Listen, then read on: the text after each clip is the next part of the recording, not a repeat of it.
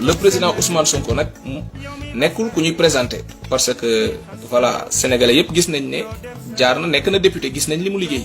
actuellement mu ngi nekk maire Ziguinchor te gis nañu li mu fay def donc un homme politique c'est à la fois un discours et un parcours voilà nekkatul ku ñuy présenté projet bi mu ñu proposé nag xam nañ ne c'est le projet qu'il faut pour ce pays. Voilà, parce que nous sommes tous convaincus qu'il détient la formule exacte pour corriger ce pays-là. Parce que suñu gaal gi nag dafa weng gaal gi dafa weng te gëm nañ ne le président Ousmane Sonko nous sommes convaincus que ne mën na ko jubbanti teg ko ci ray ba doomu sénégalais yi dootuñu demati fenn di wàlliyaani waaye ndax li ñuy wëri feneen yépp am na suñu biir réew seulement nag ñi nga xam ne ñoom la ñu dénk suñu réew la yàlla xam doy na te ñun ñëpp ko constaté Ousmane Sonko en 2017 dañ ko fal mu nekk député lay wanal ni moom il n'est pas venu pour se servir mais il est venu pour servir le pays en 2017 lañ ko fal député salaire u député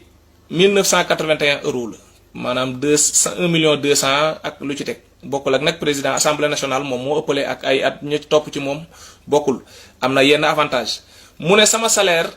dama koy diviser en 3 benn pàcc bi am na benn pouponnière bu nekk fii à Kaolack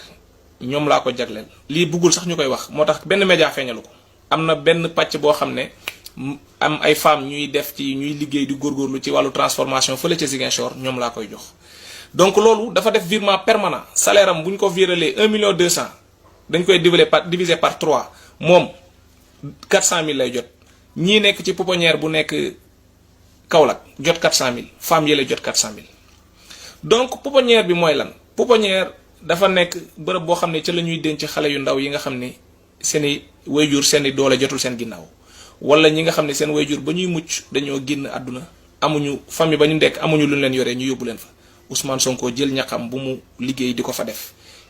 pour wane degré humanitaire bu président Ousmane Sonko ak femmes ya nekk fële loolu mu def ko ci biir mandat wu député bi nga xam ne 5 ans la maa déggal sama bopp femmes yi nekk Ziguinchor ñu ne bi ñu jëlee xaalis boobu bu doon ñëw dañ